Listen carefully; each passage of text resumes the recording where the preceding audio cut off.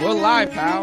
Welcome to Go for the Pin Wrestling Review Show. With your boys, Mikey Q and King V, aka Ember Moon Knight, aka Michelle McCool Running, aka Summer Ray Charles, Mikey Q and King V.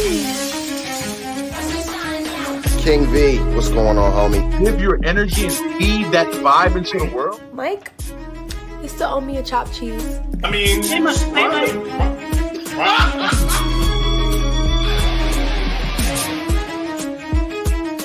Go for the kid.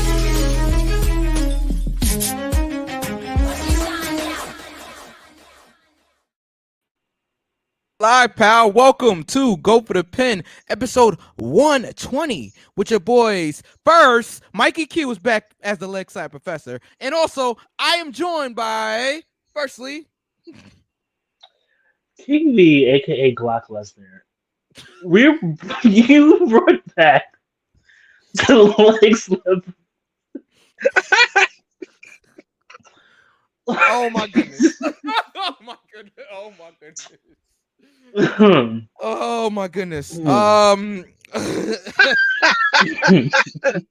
Oh my goodness. Everybody okay? Talking about ODB today. Ray says, "What's going on, Ray? What happened with ODB? I've been out of the loop." So you clearly didn't see the name of the episode. Oh, I thought you meant the wrestler ODB, not 36 Chambers. Okay, I got it. I got it. Oh, Got it. Okay, I got it. That's just about ODB, the wrestler. Knuckles. that's what I thought. Yeah, that's what I'm like. ODB. What happened to ODB? Right. Yeah, you know, she does the thing. Bam. Yeah, exactly. There we go. All right, right over my head. All right. We're Yes, also Ava- joined by. ooh. I'm joined by DJ Knuckles, aka down below the protector of the pin, but I still want to know what happened with ODB. Somebody want to clue Look, me the in name here? Of the episode. The name of the episode is 36. The name of the episode. 36 Chambers. Yes. Oh, Because the elimination chamber. Right. That Now I'm the one that has a that- whole bunch of milligrams flowing through me. I As- see how this show's gonna go already. as Mike would say, it's late on the East Coast, so It is very late on the excuse East me. Coast. It is very late on the East Coast, God. but it's not late on the West Coast. So for all of our West Coast listeners, yes, the protector of the pin is right next to me. All of you listeners and all you viewers on the West Coast, we appreciate you guys. We appreciate the East Coast also, but the West Coast, it's only what 8 o'clock, 8:30 there, 8:30, 8:38. 8:38. As we record live. So yes, shout out to everybody on the West Coast watching us live.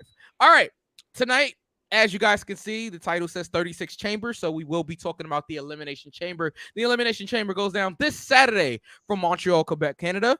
From the sold out, is it the Bell Center? I believe that's what it is. I believe so too. So either way, it is sold out in Montreal. It'll be main evented by Roman Reigns and Sami Zayn. We will get to all of that. But first, Canada. I love Bret Hart. Speaking of Bret Hart, I got some words for Goldberg. what's that? And I'll wait till later. I'll wait till we finish the predictions to do that. Okay. Yeah. Because this motherfucker got nerve, audacity. is it in reference to the Super Bowl? Yeah. Okay, so we'll get there. Get there later. I did see that. Sometimes I'm in my bubble, but I do some things. The word I was gonna use, it is too early on the show to use that word, and it starts with a P. We're not going there. But sometimes I'm in my bubble, and I'll just leave it there. But anyway, so before we get to Elimination Chamber, couple of notes, couple of things happened. Firstly, shout out to the Fallout right here in New York. And shout out to Battle Club Pro. The Fallout had a very small show this past Sunday as we record live. I don't want to really give away the results of the matches because it has not aired yet. I think it'll be on Title Match wrestling soon. I think you'll enjoy it. We shot some good like post-match promos as well. So hopefully they all make it, because your boy was one of the producers for a lot of those promos. So yeah, hopefully it makes it through the cuts. But yeah, so shout out to everybody that was a part of the show. Shout out to Mia Yim for stopping by. She was in Brooklyn this past Sunday, and well, she was in Brooklyn for Raw, because Raw was at Barclays this past Monday. And she stopped by, and she's super cool. Mia Yim, she's been like cool with most of the people in Battle Club for a long time. So it's always nice to see Mia, veteran backstage, a bona fide WWE superstar, sitting there chilling, watching the matches and just being a fan. So it was really cool to see. Obviously she couldn't wrestle, like she's contractually obligated to WWE, so but that was cool. I think when we talk about AEW, Ooh, I was about to say something. Ooh, Lord have mercy. yeah, when we talk about AEW, I want to get into some things, and I also, a lot of people, I briefly explained why in the past why I don't like MJF. I think I'll tell the whole story as quickly as possible later on in the show when we're talking about AEW, because it has a lot to do. I think personally, like, it's not anything he did that was like so crazy bad to me. It was just, I think it's so deeply attached to my first experience inside of wrestling that it kind of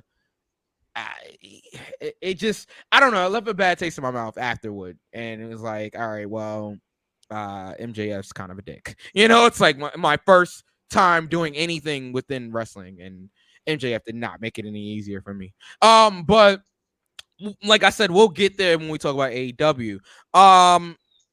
Maybe we should run through SmackDown first. If there was anything on SmackDown that is worth discussing. Oh, yes, Lord. Yes, Lord. All right, let's do something. So, Knuckles, start us off if there's anything that you thought was worth speaking about on SmackDown here. Paul Heyman is a genius, ladies and gentlemen, once again, and I will say that again. For anybody who did not watch, spoiler alert, so if you don't want to hear this, fast forward. If you're not watching live, fast forward to further on in the video. Yeah, there are some things that you see on TV that you don't see live. Yes, this is very true. It's very, very true. Case in point, we're live, pal. Anyway, yeah, Jey Uso and Sami Zayn, the little powwow they had backstage. Very interesting. Yeet. Very, very interesting. Yeah, it is. V, you okay? Hey, hi, yeah. Okay. Hey. Hey, SmackDown Live. So what Knuckles was referencing, of course, was Paul Heyman and his promo that he had on SmackDown, and his promo with Sami Zayn specifically. So okay, all right, I guess I'll pose a question. Right, did it make you think either, like, whether it be more or less, that Sami Zayn has a chance of beating Roman Reigns without actually giving your prediction? Did it change your thought on the match at all? No. Okay. All right. And that's fair. That's fine. We don't have to get into what the actual prediction for the match is just this moment. But I just was curious as to if this story and the promos, one between Cody and Paul, and then Cody and Sammy from Raw, and the Sammy and Paul promo from SmackDown, did any of this change maybe what you thought previously going into Elimination Chamber without giving away your actual prediction? Yes.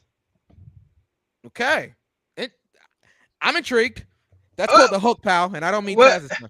Yeah. Well, listen. I will say this about this whole storyline, the writers of this storyline have done a very good job because they are definitely keeping us on our toes. Yep. On what is going to happen when you think one thing and something happens, and then you think something else, and then that little in the back in the recesses of your mind, you're like, oh, yeah, I don't know. It's definitely indecisiveness in this storyline. Yeah. But I am not wavering for what I think is going to happen, and we'll get there. So just when you think you have all the answers, they change the questions. Right. All right. Okay. I'm trying to think if there's any. Obviously, the Bloodline storyline. And now Paul informed the Usos that they were not needed in Montreal. Of course, this was a storyline reason, but the real reason is probably because Jimmy is not allowed in the country of Canada.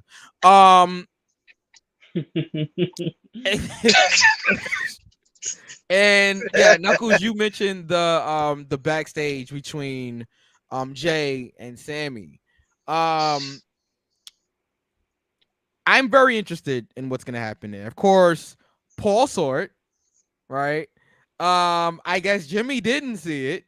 Roman saw it, who was not at the building that night, but of course, you see more at home than you do when you're there. So of course, Roman saw that. You have to believe that, just like Sammy said, he's not just going to let Jay forget about Royal Rumble and also forget about that little powwow they had in the back there. So is that going to affect anything going forward? I would assume so. There's a lot that happened last Friday, that would make you think. I love how they did Jay coming in for the match at the last minute. Yeah. I love that. I thought it was gonna. Okay, so I like the line with Jay. With Jimmy was just like, Paul, can you help me? And Paul's like, you're on your own. Like, I thought that was just right. Like, Paul, you can help me defend these. But I think even on the show we said that Jay would not be there. We said that it would be Solo defending the titles with Jimmy. I'm actually glad they didn't do that because yes, Jay is always going to have the back of his brother, but he didn't confirm nor deny whether or not he was still in the bloodline.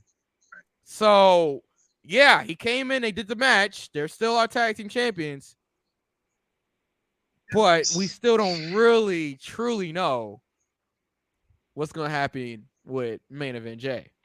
Sidebar. Yes. What is the name of the ring announcer on SmackDown? Samantha Irvin. She is amazing. Oh my goodness. She is. If she don't get you primed and ready for a match, she was just like, and their opponent defending the titles by himself. Yeah, I love stuff like that, showing personality. And then when they showed up, she like went from 0 to 1,000, and like that growl in her voice. Yeah. Woo! You have to listen to when she announces Imperium. I mean, it's phenomenal.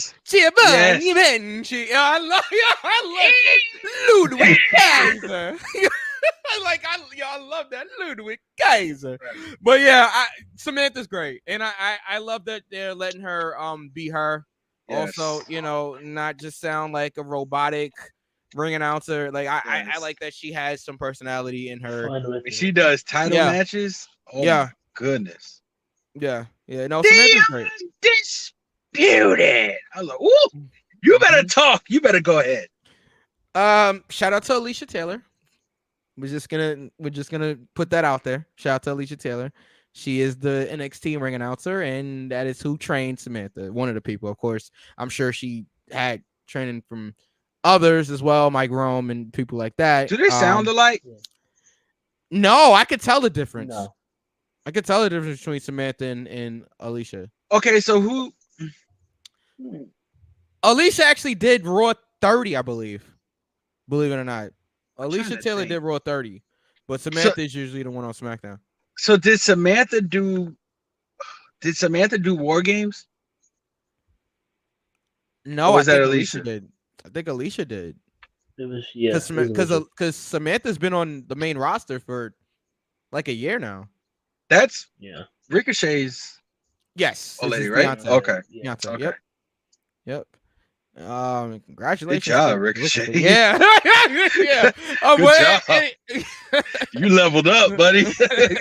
Yeah. But yeah. All right, Yeah. let's Yeah. Good job, buddy.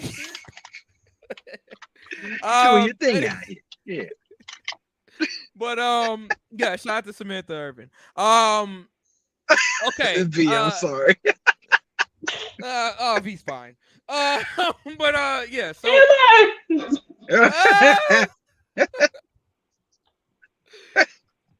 The jury's still out. SmackDown. Yeah, SmackDown. What else happened? What was Charlotte doing on SmackDown? Oh, Ronda came back, right? Yeah, I clocked out. So it looks So like stupid. Ronda and Shayna are going to be teaming up, and they're probably going to take the tag team titles, eventually. Boop, boop, boop, boop, boop. Yeah, I mean, whatever, cool. I'm trying to think if there's anything else on SmackDown was really worth talking about. Hit Row's over, like not over as in good, like done, like finish. That was a glorified squash match with Drew and Sheamus, like that. I guess it's finally time, and I know V like has disagreed with this in the past, but I think it's like apparent that Swerve was a star of that group, and that they just have not gotten over without him. It just is. It's not working. It's not working. And I don't know if it's necessarily them. It might be a little bit to do with them, but the booking and everything else, it's not working. Whatever it is, they're not connecting with the audience. People do not care about them. Anybody know their contract situation? No, I don't. I don't know if anybody else out there that's watching or listening does, but no. But it looks like they're like glorified enhancement talent at this point, even after the heel turn. Well, I will say this for Hit Row, it would be in their best interest to try to make their careers or try to push their careers forward to where they can become moguls. Okay, moving on. I saw what you did there. Yeah. I see what you did there. I don't know how long they have on their contract, but yeah, it's just not working. It's not working. I don't know what it'll take for it to work. It's not going to. Not without Swerve. I like Hit Row. It's just not. It's not clicking. I don't know. That's fair. And I feel like see, and this is what I was saying about NXT before, that just because you're over or considered over, first of all, the term over, right? Like it's so overused, no pun intended. And I let's be honest, I'm gonna be honest, like 85% of the people that the internet or whatever, like whoever says it's over, they're not truly over. Like over is people caring about you, like emotionally invested in you. You know, like in half, more than half. Like I said, 80 to 85% of the talents that we see, they're just not over. Like people just don't care. You know, like I look at like let's say like a Bianca Belair, like she's over. That's over. Yeah. People care about her. You know what I'm saying? A Seth Rollins. Seth Rollins is over. Mega over. Care about him.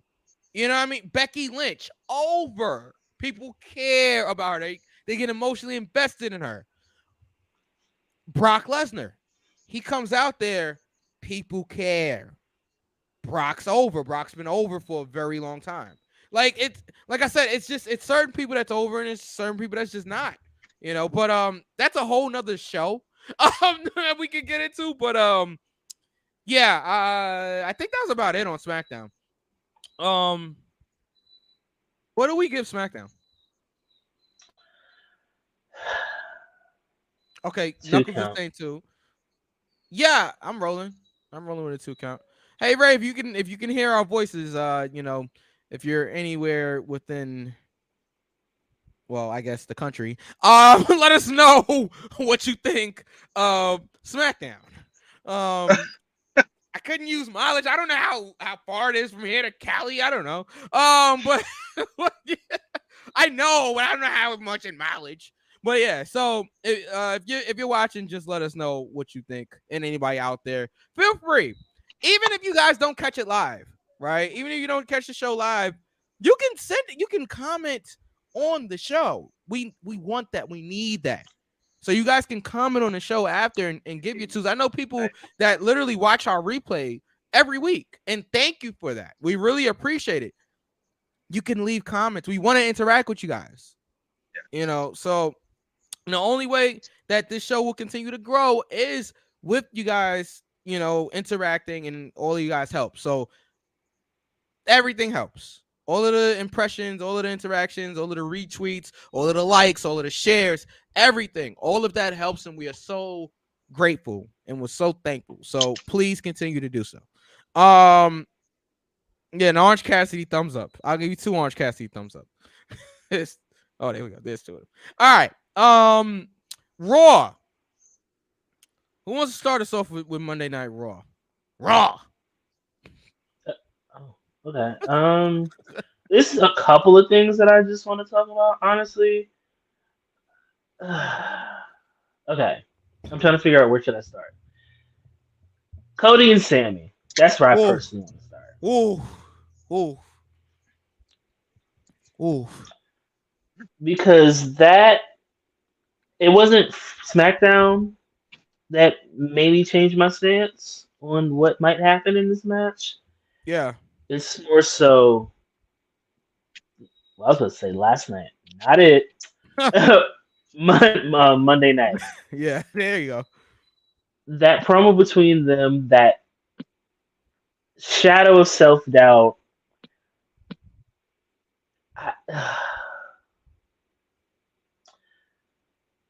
I don't even know where to start with it without giving away my prediction.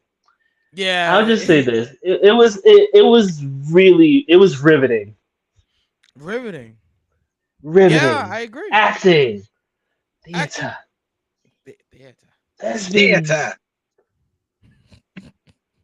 But no, seriously, it was just a good back and forth between them, and you know, it probably got people hopeful for Cody and Sammy. Mm-hmm. You know, and I can't say what I want to say until we predict the damn show. But yeah, that's all I got for that. What do y'all think? Knuckles. Listen, it's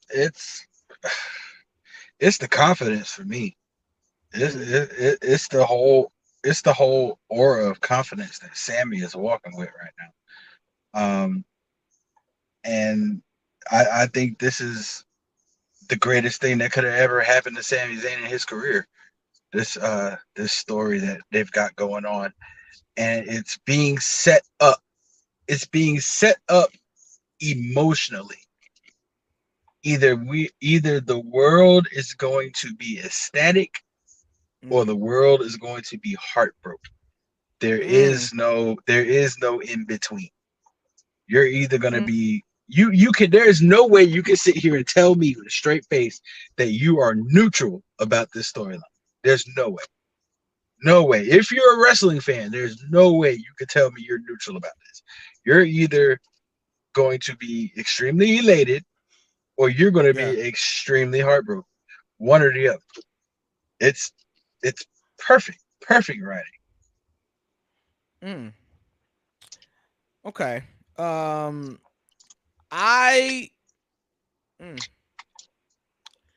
First of all, I thought the promo between Sammy and Cody was just phenomenal. I mean, just one of you guys used riveting. Like, I agree. Like, I think that it's just riveting television. Now, I'm not going to get into predictions yet, but I thought it'd be interesting to show this poll here that I saw on the interwebs, of course. And we give credit where credit is due, of course. So Sean Ross Sapp of Fightful put up a poll, and I'm sure people have seen it already, but we'll put it up for the show here. It says, what should be the WrestleMania main event? And as you can see, Roman Reigns versus Cody is, of course, it led with 31.30. Well, yeah, 31.3. But if you look at what actually won, Reigns versus both different nights, both being Cody one night and Sami Zayn another night. That is pretty telling. It's pretty telling. Will that happen? Well, I guess we'll see once we give our predictions which way we're leaning here. But yeah, that is pretty interesting. Now that you mentioned that, I do have a synopsis on what I think is going to happen at WrestleMania, but I'll wait for Elimination Chamber predictions. Okay. All right. As I'm dying here, somebody talk, please. Golly. Hello, friends. So while he's done,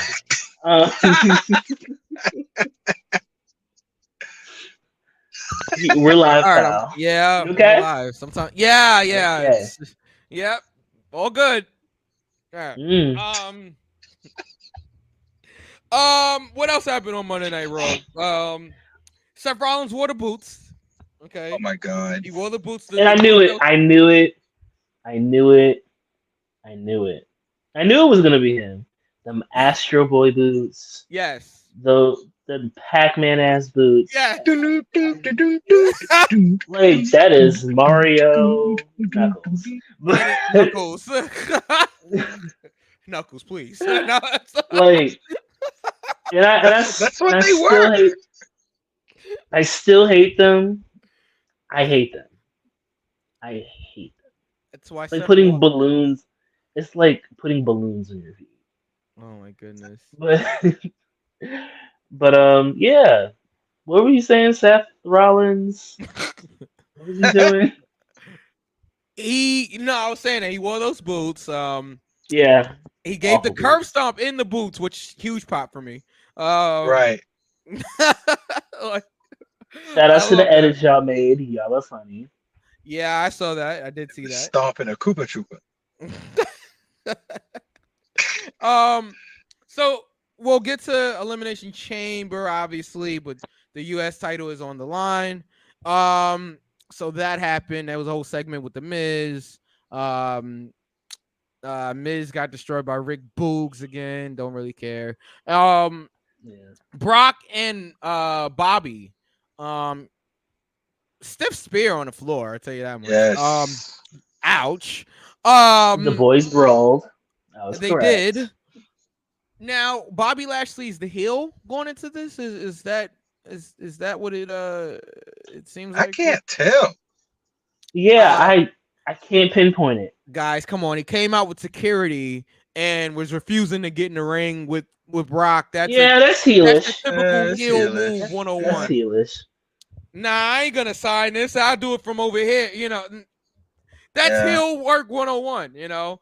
But Brock antagonized him. Come on, Bobby, get in the ring. What are you scared of? And the crowd chanting, Bobby's scared. Like typical heel stuff. So yeah, I'm not sure exactly when this happened, but I guess Bobby Lashley's the heel again. I don't know how I feel about Bobby Lashley being here. I was enjoying him as a babyface, but same. I don't know. I guess for this Brock Lesnar storyline, he's a heel again. At least until the Hurt Business gets officially put back together, because we did see them in the background with MVP. So I guess that's still happening. Sorry. All right. Though Seth Rollins stepped onto the show. Yeah. Yeah. So I mean, that was cool. While the boys were brawling, Bianca was walking. Woo! Boy, was she walking. I'm sorry. Montez, don't beat me up, please. I'm just saying. I'll keep my comments to myself on Bianca Belair. Bianca Belair, you better go ahead. Bianca Belair I'll is just a simply agree. talented woman. She is She's a what? very talented A woman. beautiful, talented woman. Absolutely. She absolutely. Mm-hmm. That's right. All right. Well, speaking of So Bianca good. Belair, she was Yeah. in the main event. So which I like. This was the story of the show, pretty much. It was Bailey versus Becky versus Bianca. Huge main event. A huge triple threat match.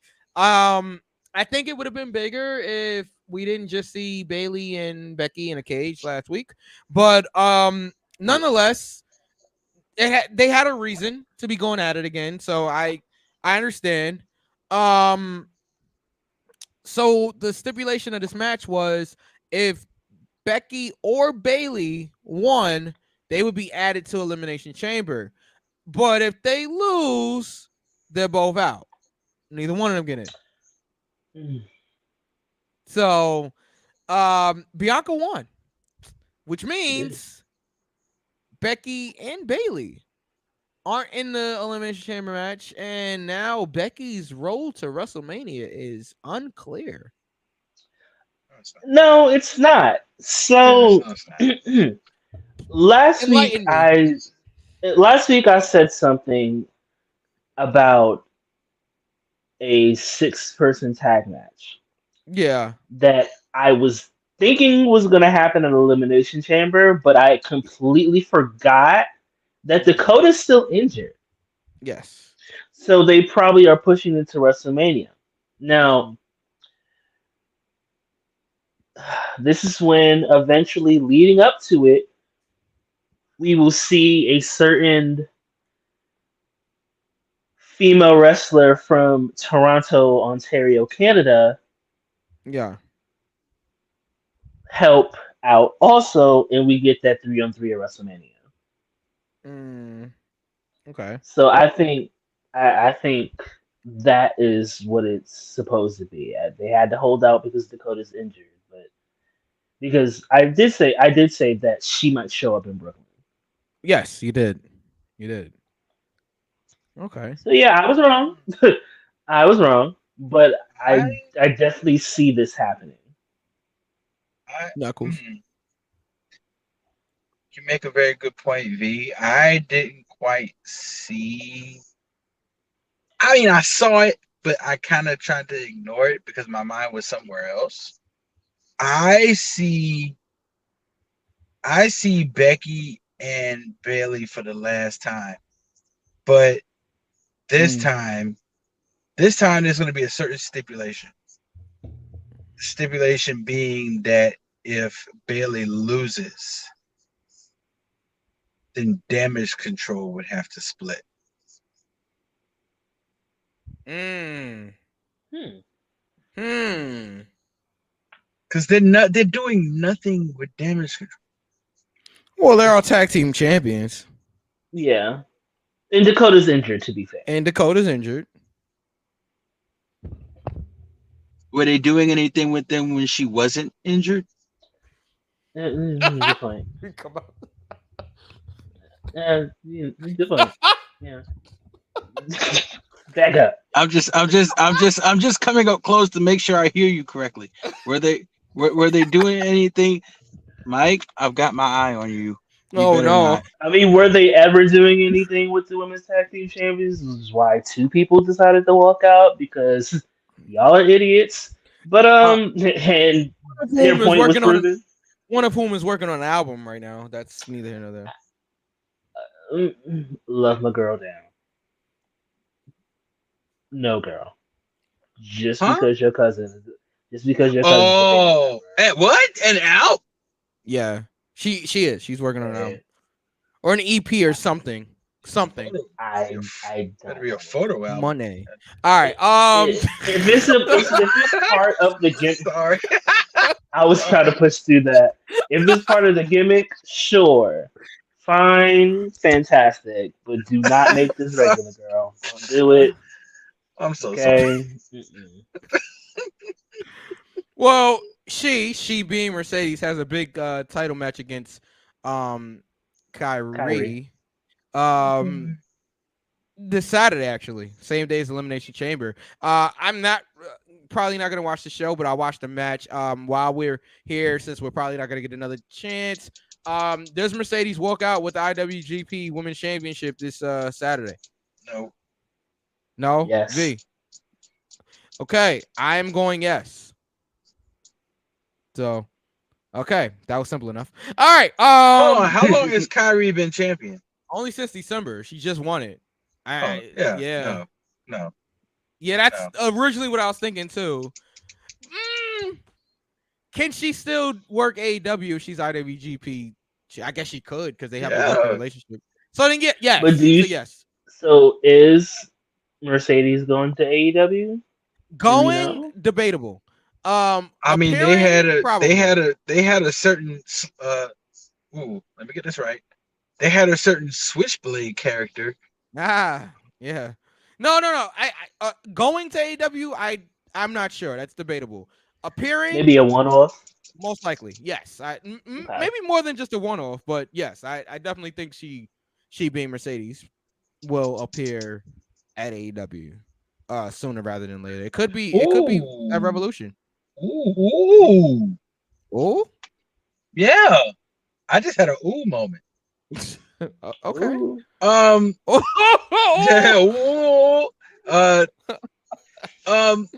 Just enlighten me, just for S and giggles. How many competitors are in the Blood and Guts match? Generally 10. 5-on-5. 5-on-5, yeah.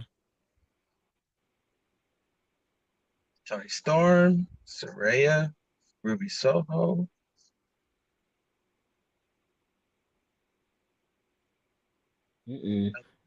Knuckles is thinking here. Give me another one. I mean, Help me out here. Jamie Hayter. Was she in WWE? No, that's what I'm saying. Oh, you just need the WWE girls? Yeah. Outsiders versus Pillars. I see where you're going. Ow, my bad. See where you're going. We're live, pal.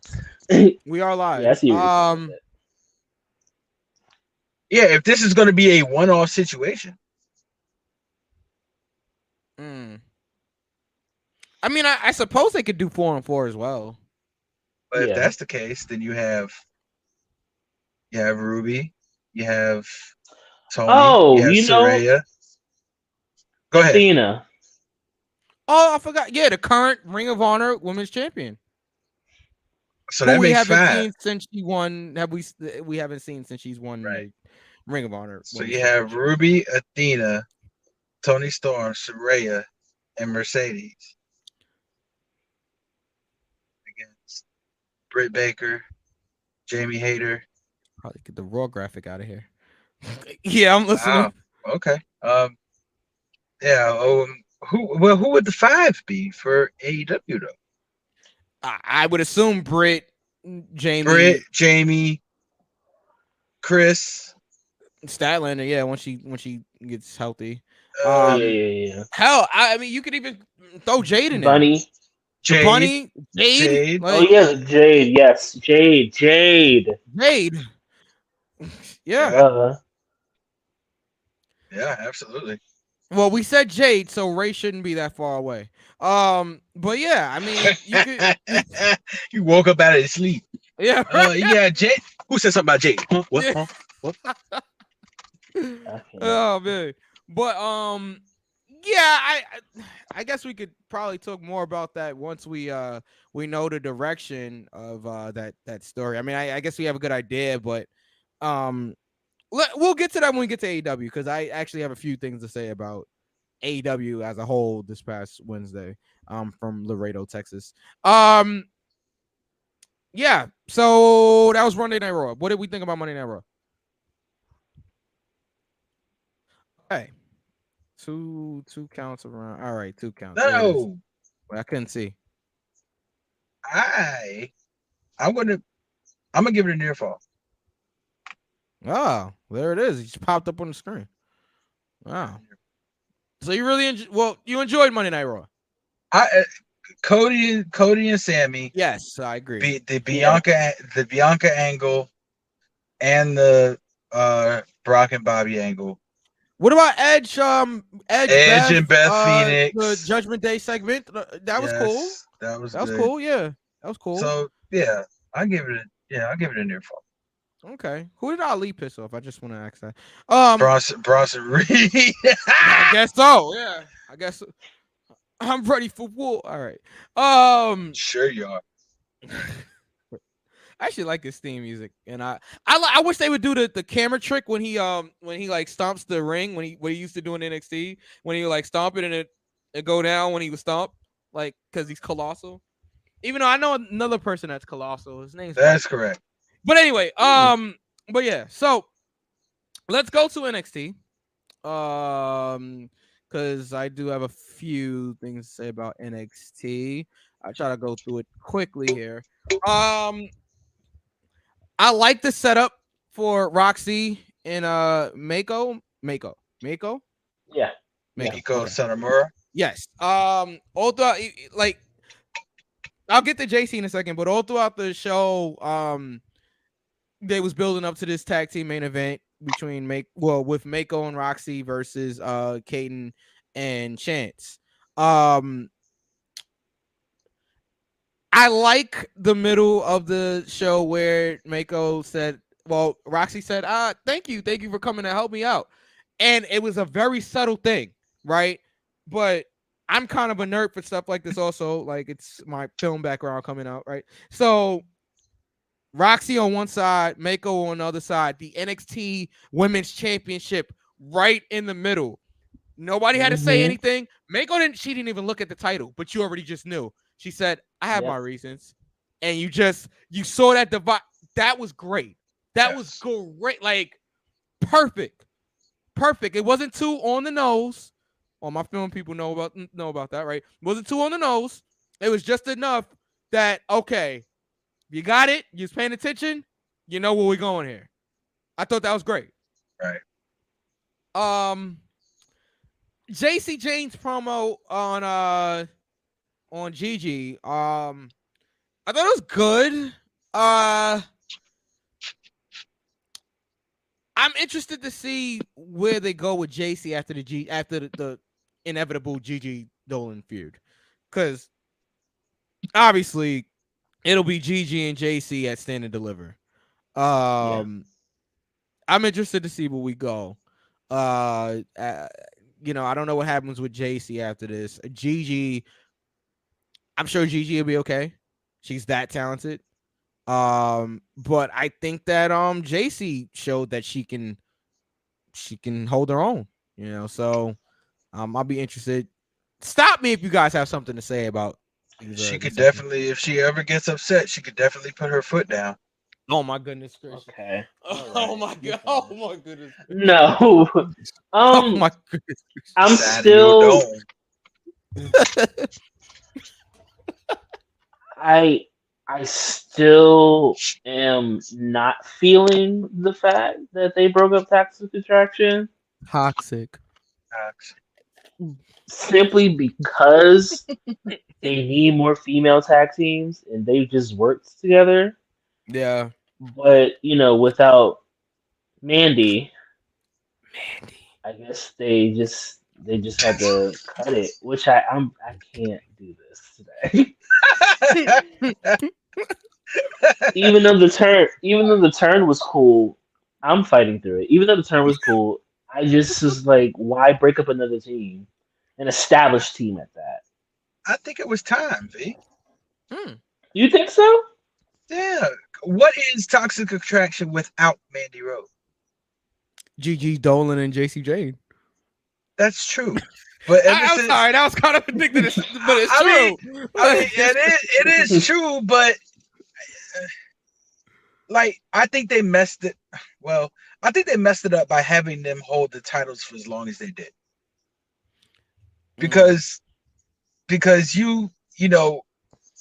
nobody's really expecting them after they lost them. Nobody's really expecting them to win them back anytime soon because they held them for so long.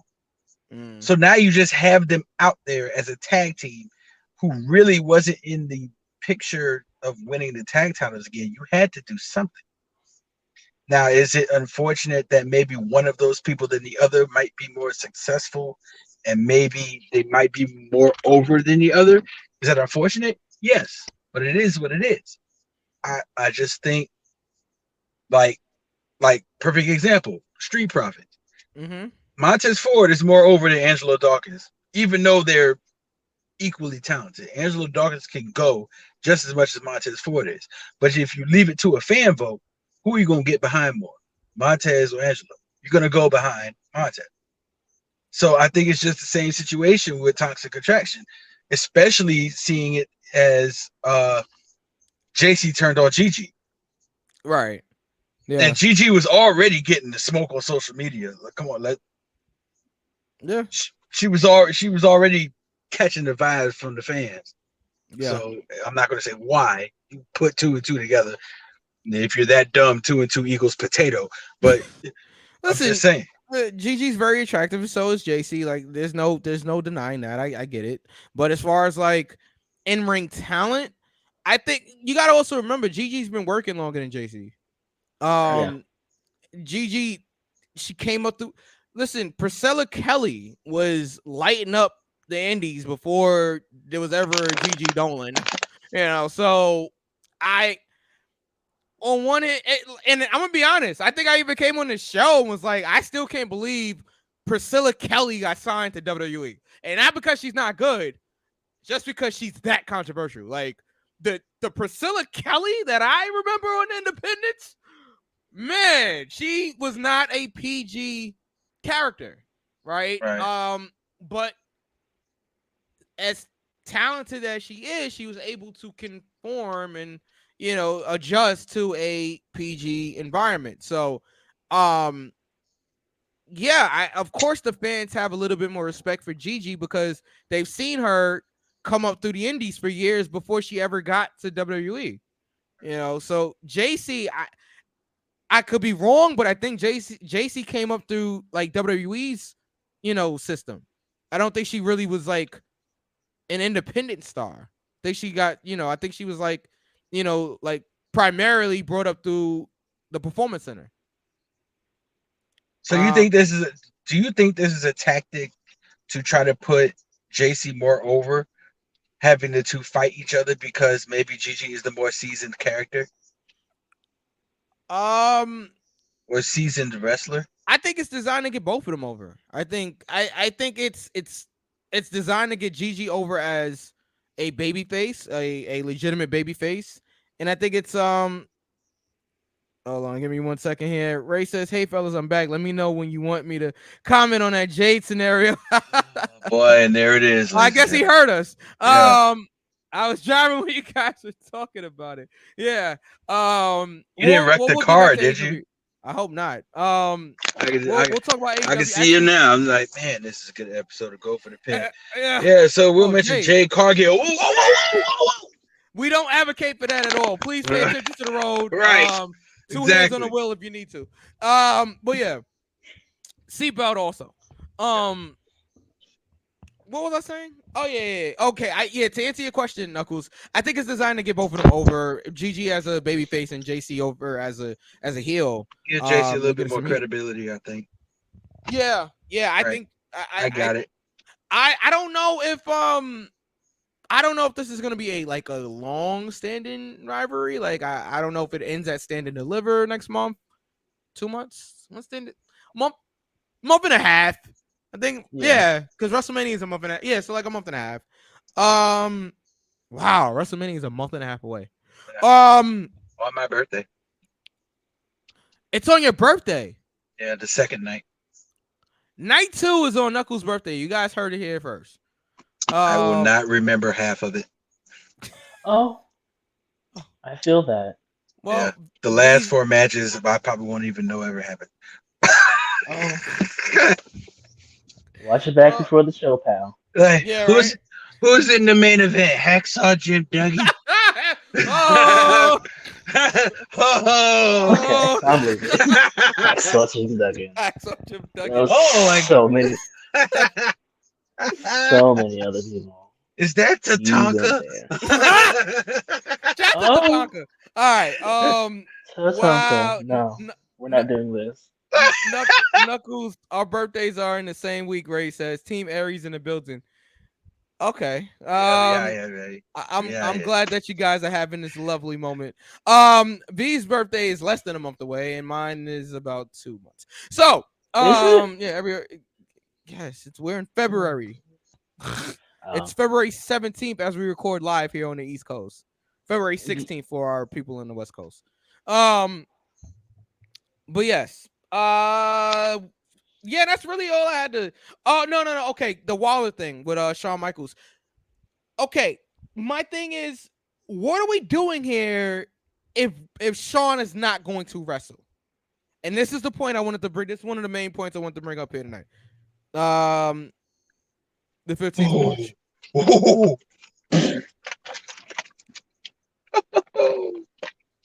Oh yeah, Mike answered that question already. You already said it? Yes. Okay. Yeah. Yes. So, yes. My question still stands. Huh? I can see. Oh, you're waiting for an answer. Yes. Oh, what are they gonna do if Shawn can't wrestle?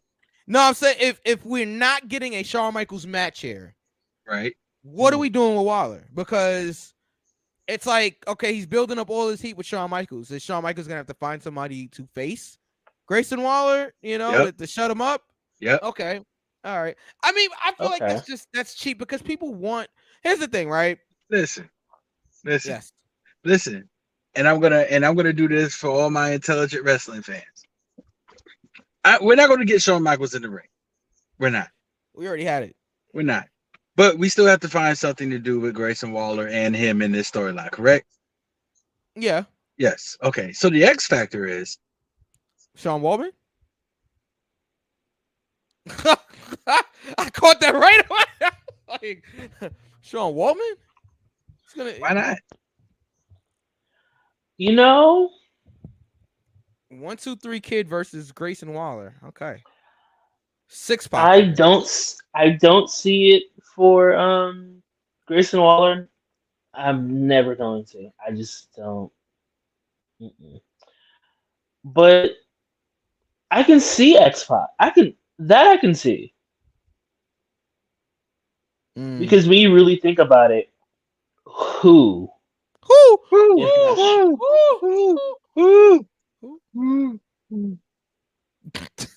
Thank you.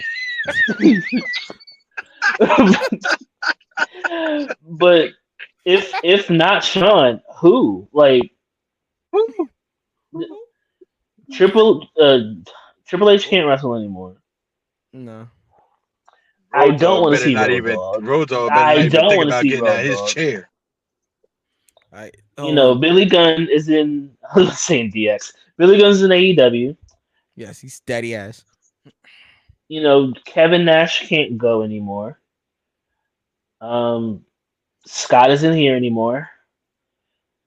I think the only logical person, if he's going to be somebody he knows, is X-Pac. All right, Knuckles, you looked like you was reading the comment. I was reading it. He's got to look to the click, baby. All right, so I'll read it. I thought Knuckles was gonna read it. Oh, you wanted me? Oh, I'm sorry. I didn't know.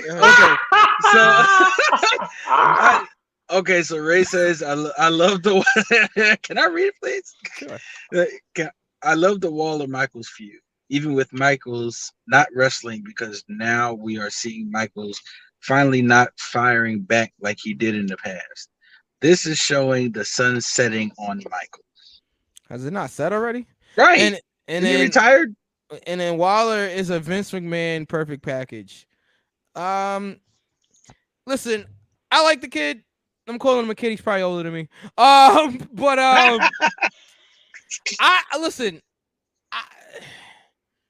like Waller. I don't think he's a main eventer, like he's gonna main event WrestleMania or anything like that. No, but he's extremely talented in the ring, and he's a good talker. I don't have any issues with Grayson Waller. I actually think he's actually really good. Now, as far as the story, I don't know. I mean, like I said, I guess we're gonna have to get Shawn Michaels is gonna have to find somebody. X-Pac is it's a good choice. I guess he's the only one that can really still wrestle at this point. And he's in good shape. Yeah. He's Sean in great looks good. shape. Waltman, I mean, yeah, he looks good. Yeah. Also, with Waller calling Michaels a suit, that's like calling Michaels a sellout. Yeah, he has sold out. He sold out Madison Square Garden. He sold out Nassau Coliseum. He sold out the Staples Center. The list goes on. Yeah. But I sold out the get the Alamo point. Dome. He sold out the Bell Center in Montreal. All right. Sure did. Low. I'm sorry. All right. But yeah, I mean, sorry, V. But yeah, I mean, as far as this feud is concerned, I'm interested to see where it goes. But if Sean isn't gonna wrestle, it's like, all right, kind of what's the point? But I get it. You got to have Waller do something after he lost to Braun Breaker, who Segway City here. Braun Breaker is starting to get some heat with the crowd. Like he's starting to get booed a little bit. What's happening? A little bit. He's worn out his welcome. Okay, it's interesting theory. V. I'm gonna have to second on that. I think that people are tired of Braun Breaker. I think that everybody's had they fill and they don't want it anymore. Wow. Yep. I feel the time. Yep. And but I Breaker can't is extremely talented. Yes. At the same time, I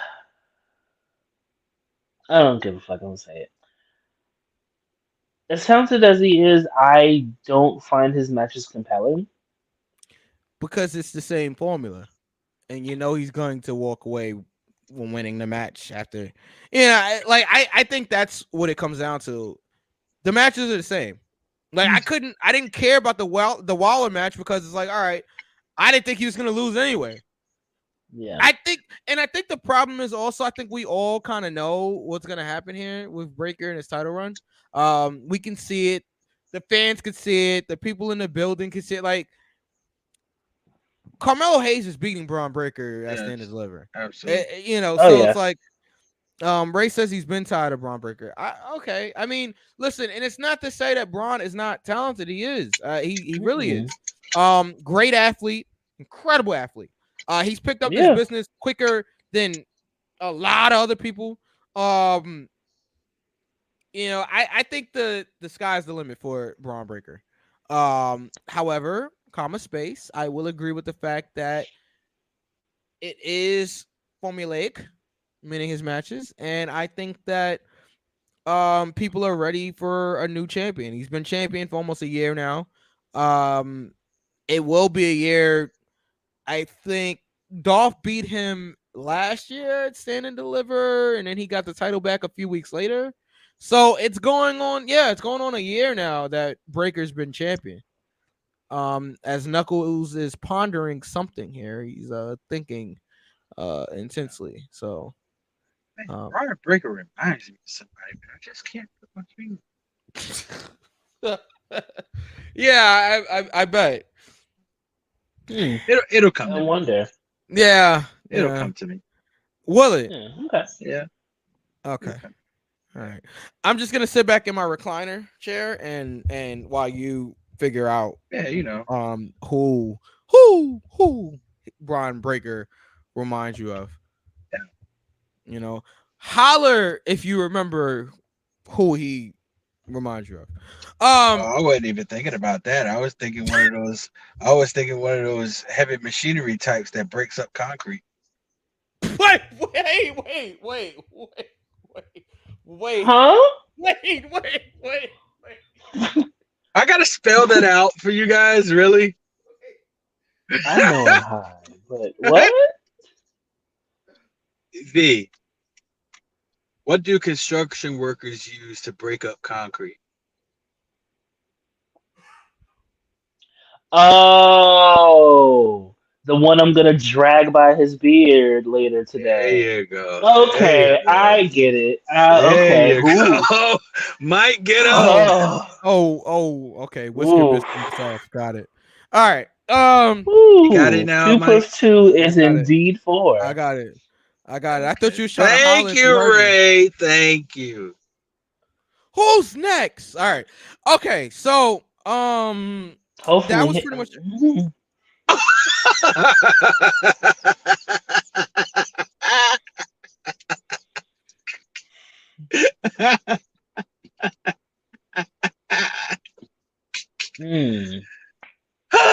Oh boy. Come on. I mean, come on, guys. He's got the same tattoo on his arm. God dog. Come on, man. And yes, I said God dog on the air because I don't feel like cursing right I'll fucking do it for you, goddamn. You gonna fucking. I'm grown, goddamn. Fuck that. No, but Shout out to the wrestling yeah, I agree with you. But the difference between Braun and that one is that Braun can actually wrestle. Moving on. Yeah, Go so ahead, Mike. yeah, agree. so NXT I felt like it delivered this week. I actually really enjoyed the show this week. And a lot of weeks of NXT just feels like filler. This week actually did not feel like filler. It felt like a really good show. So I'm giving this week's NXT a near fall. I actually really enjoyed this week's NXT. And you can keep that up there for me. Wow. Oh, would you look at that? 3 times. Oh, also I like the story with Kiana and Briggs and you know that whole stuff too. I wanted to mention that. I thought that's pretty cool. And Fallon, of course, misunderstood who Kiana was on the phone with. I still think that Kiana will eventually be the reason that whole thing breaks up. But yeah, I'm digging it so far. Same. Yeah. And Tiffany's freaking impressive. Okay. And I'll leave that there. Okay, so let's go to AEW. So then we can... before we go to AEW, just one last WWE note. Big shout out to Biggie, Cedric Alexander, Shelton, Shelton, and Titus O'Neil for going to see the wrestling club over the weekend. And we just mentioned the wrestling club a couple of weeks ago. And so big shout out to them for going to see those kids. And I'm pretty sure, and all of those kids got tickets to go see Raw. So I thought that was like super, super dope for WWE to do that. I wanted to mention that before we moved on to AEW. So yeah, that was pretty cool. I agree. Shout out to the wrestling club. They keep doing your thing out there. Yeah. Okay. AEW. So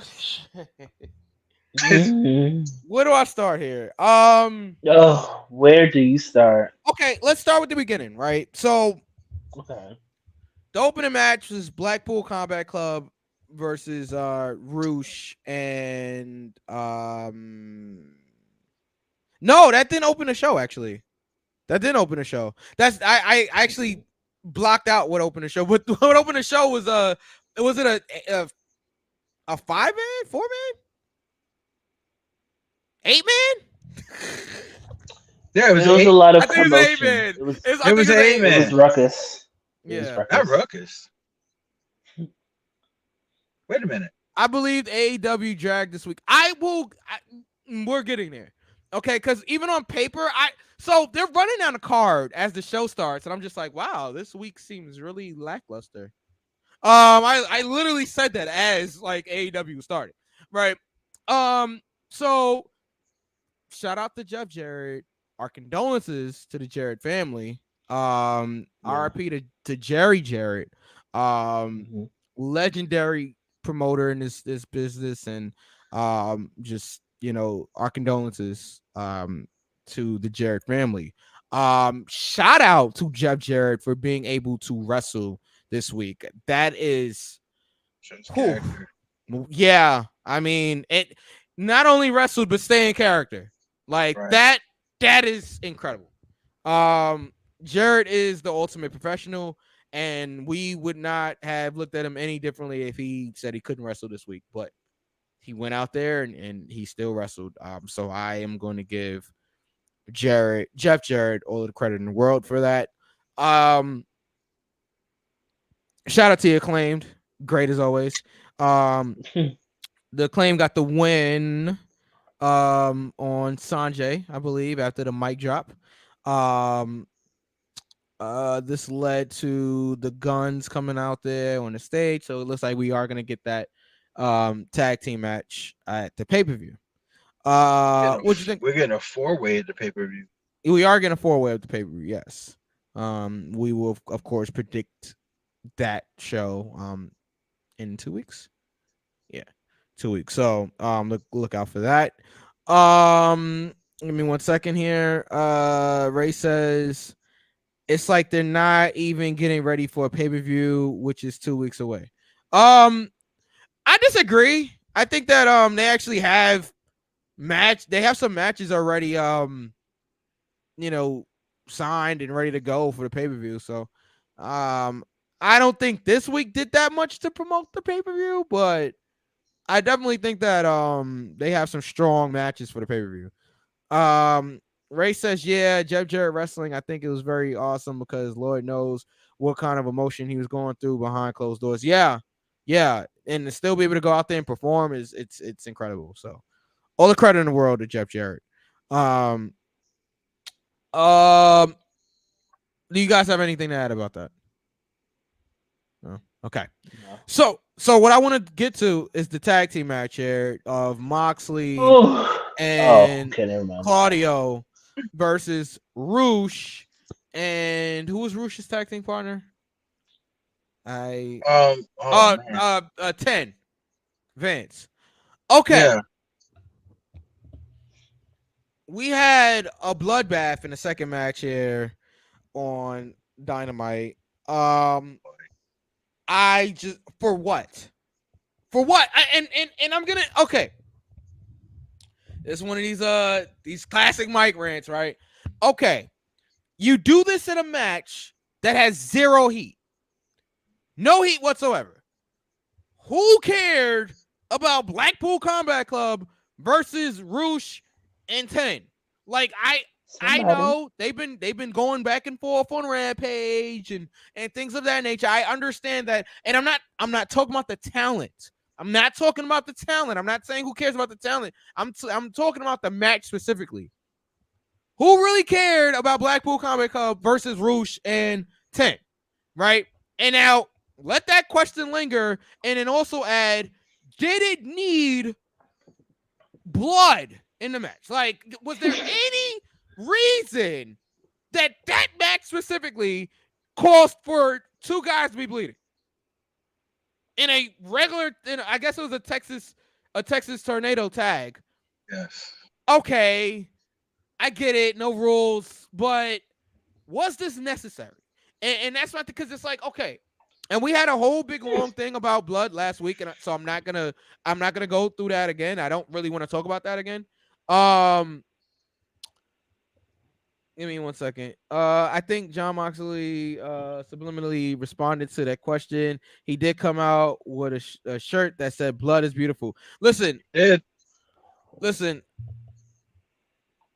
I understand, right?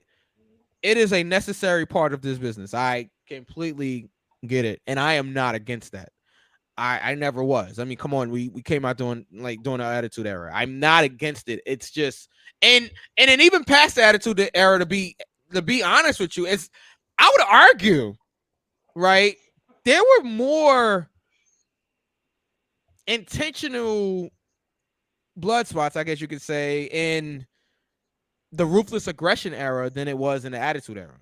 I mean, I think about Triple H bleeding every pay-per-view on during his title run in the early 2000s. Right. It was like every pay-per-view was like, so I am not against it. I'm trying to make this perfectly clear. I think that it is a necessary part.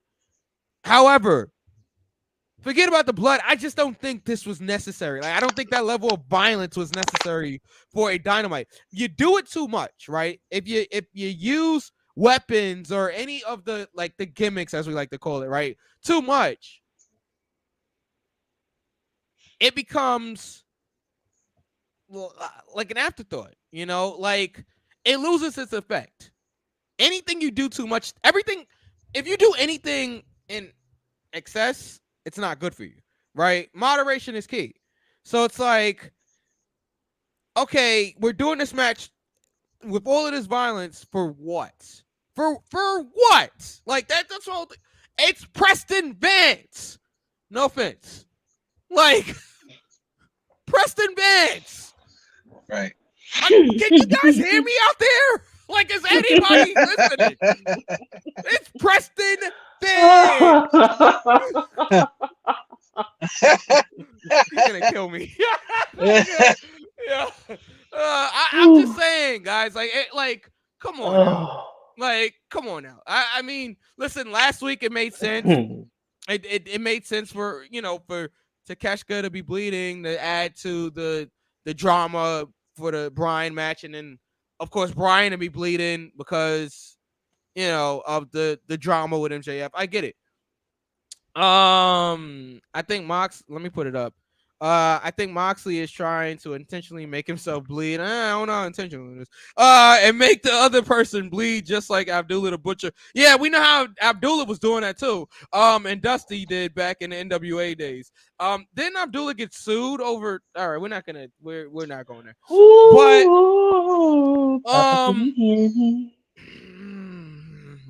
if you know, you know. And if you don't know, now you know. Singing Barbra Streisand. But yeah, this is the last thing I'm gonna say on it. Look, the match wasn't bad. It was good. It was a good match. I don't think it needed all of the extra stuff. I think you could have had a regular tag team match and it would have been fine. But especially after you just had 2 spots last week where you had blood in separate segments on the show. So that's my take on it. I just don't think it was necessary. Yeah, I think Abdullah the Butcher got into a little situation for like, you guys can read it. So no, no, not doing. Yeah, that. it happened. It happened. It's out there. All right. What else do I want to? Okay, did you guys have anything to say about this tag team match and all of that? I didn't care. My point exactly. I didn't care. I didn't really care for. I didn't really care for this episode either. Mm-hmm. Yeah. Mm-hmm. Knuckles. As it continues to get later. All right, let's just keep going. Because we gotta get to the chamber here. All right. I'm trying to think of anything else stood out to me. Jade's facing somebody tonight on their Rampage, which I'm sure will be just another enhancement talent match for her to get another win. I'm trying to think if there's anything else. MJF's promo. Okay.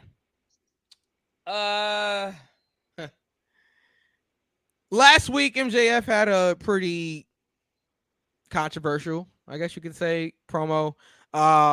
And sure, that's the word we want to use. Right. And I hear that the Nassau County Police have been contacted about his story. So more pending investigation on that. But no, it's your typical MJF segment. He buries the cities and he buries the fans. He runs away from Bryan Danielson. I think Bryan came out there, right? After Christopher Daniels was in the ring with him being MJF. I was gonna tell a little story about my first indie show. I'll do that next week. Please remind me. Yeah, we don't have time tonight. But I will discuss why I don't like MJF, and like I said, it has a lot to do with my introduction into professional wrestling. But yeah, I thought the segment was fine. He put Christopher Daniels in the Fujiwara, and Bryan came out, made the save, MJF ran off, and that was pretty much the segment. Let's go right to the main event. So we had a triple threat. It was Ruby Soho, versus Tony Storm versus Britt Baker DMD. Right. So Ruby wins the match. I'm just gonna go right to it. Ruby wins the match, and we still don't know where she stands. So what was the whole point of this? Like my thing is, okay, I get them trying to make us wait. The only good match of the night, what, the triple threat? It was a good match. It was a good match. The triple threat, Ray, is what you're referring to. I think. But yeah, I mean,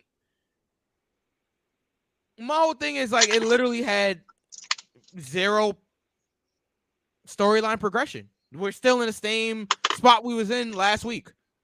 Where does Ruby stand? Who did she go with? Did she go with the originals, or did she go with her friends? Like Ruby's been there long enough now where it is it is believable that she would be stuck in the middle of this whole thing. But yeah, I don't know. I don't know what the triple threat match really accomplished. Nothing. And Ray says, yeah, the triple threat was the only good match of the night. I like the Moxley match. Like, I think it sounded like I buried it. I buried it. I think it sounded like I buried it. You added an extra ED on there. Yeah, right. Okay. Right.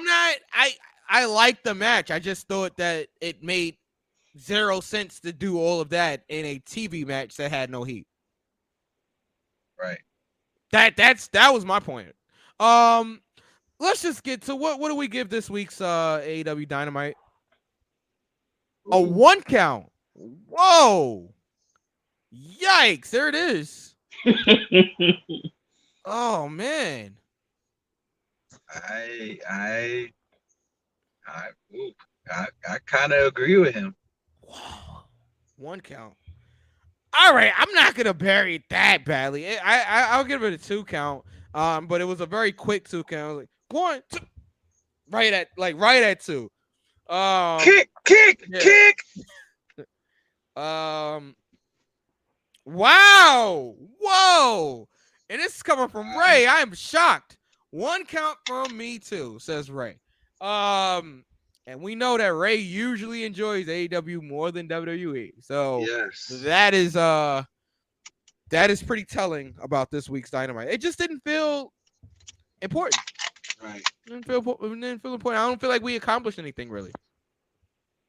At all. All right, V. It's time.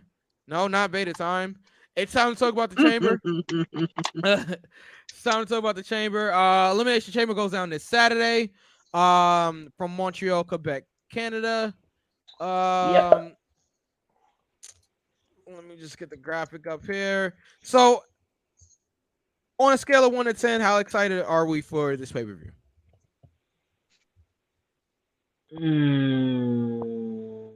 7. Okay, I'm gonna go at 8.5. Yeah, I'm going Okay. 8. And I'm gonna go 9. A 9, okay. Ray says it's like AEW lost its desire to give us a story.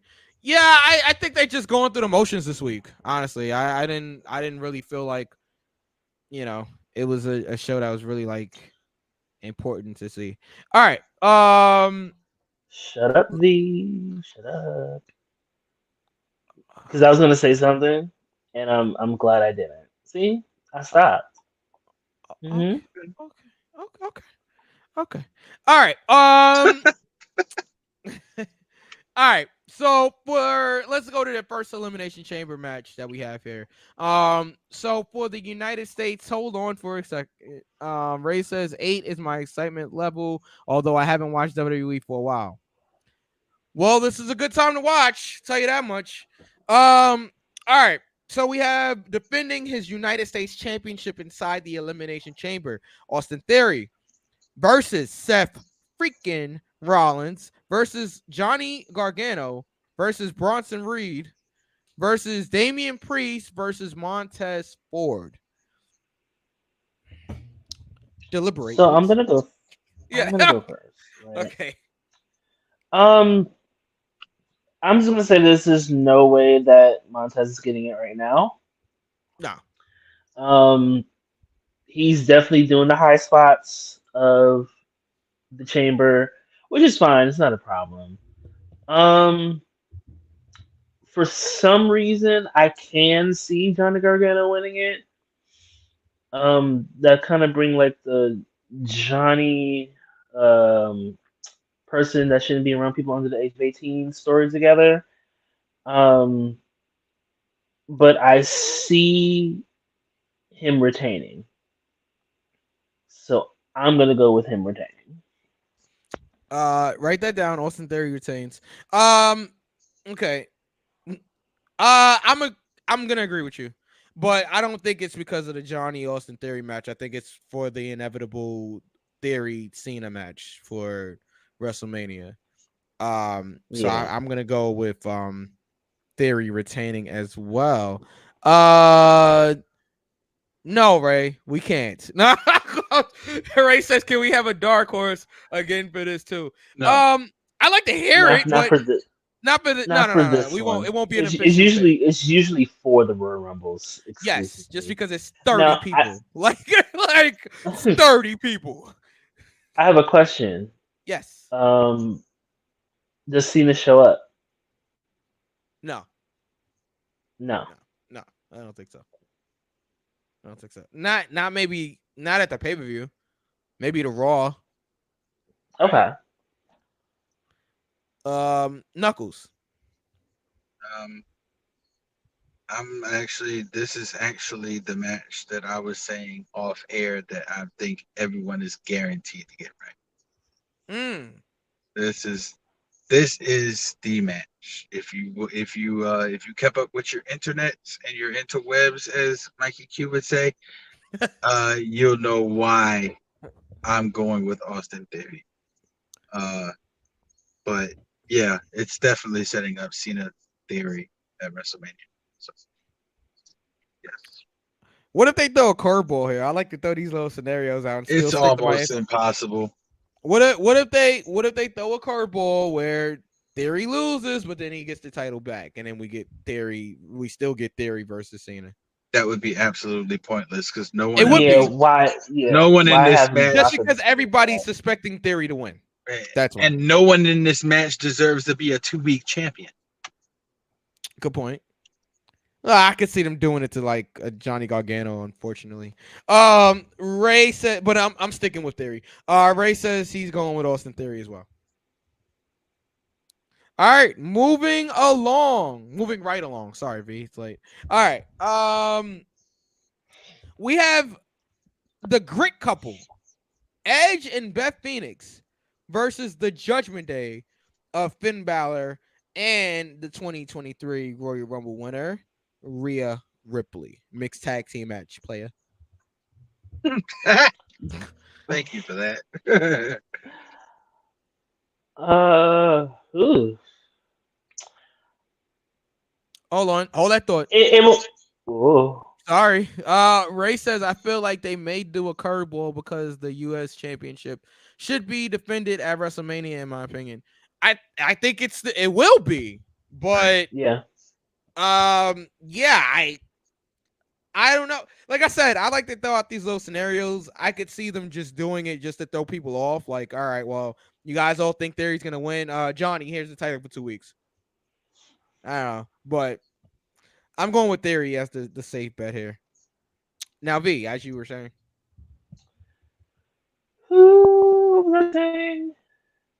Okay, what match were we talking about? Oh, we were talking about the Grit couple versus Judgment Day. Yes, there we go. Yes. It won't hurt for Rhea to lose here. So I'm gonna do Beth and Edge. Whoa. Winning. That's a great point.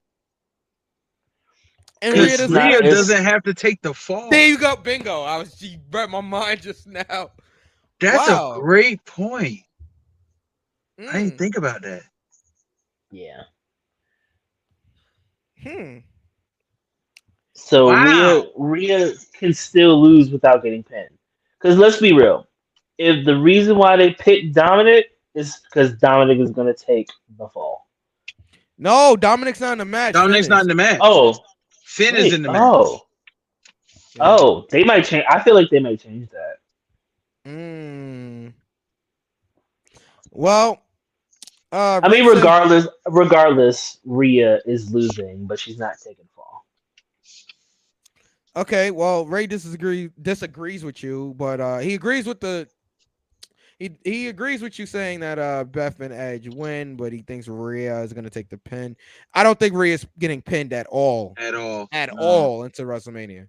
No. And I even at I think WrestleMania. Even at WrestleMania, she might not. Yeah, exactly. But we'll get She's there. definitely not at WrestleMania. Wait a minute. Oh, excuse me. Just to give people the assumption that she is lacking in experience. Ray, are you taking the same? Never mind. How many milligrams, Ray? Oh man. Do you really think? Hold on. 125. Wait a minute. Ray, do you really think that they would push Rhea like they are only for her to take a pin right before WrestleMania? You have her win the Rumble match and then she's going to get pinned in a mixed tag before WrestleMania? Oh man. You're kidding. I don't think Rhea's taking the pin. I respect you, Ray, but Yeah, I don't think she's taking. yeah, you missed me with that one, buddy. Yeah, I'm going with Beth and Edge too. You convinced me, B. Like that's I'm going with Beth and Edge, too. Yeah. What does Beth and Edge do at WrestleMania? Because you would assume that both of them are gonna wrestle. I would assume. I think that there's going to be some type of tag team situation with Beth and hopefully Natty, probably against either.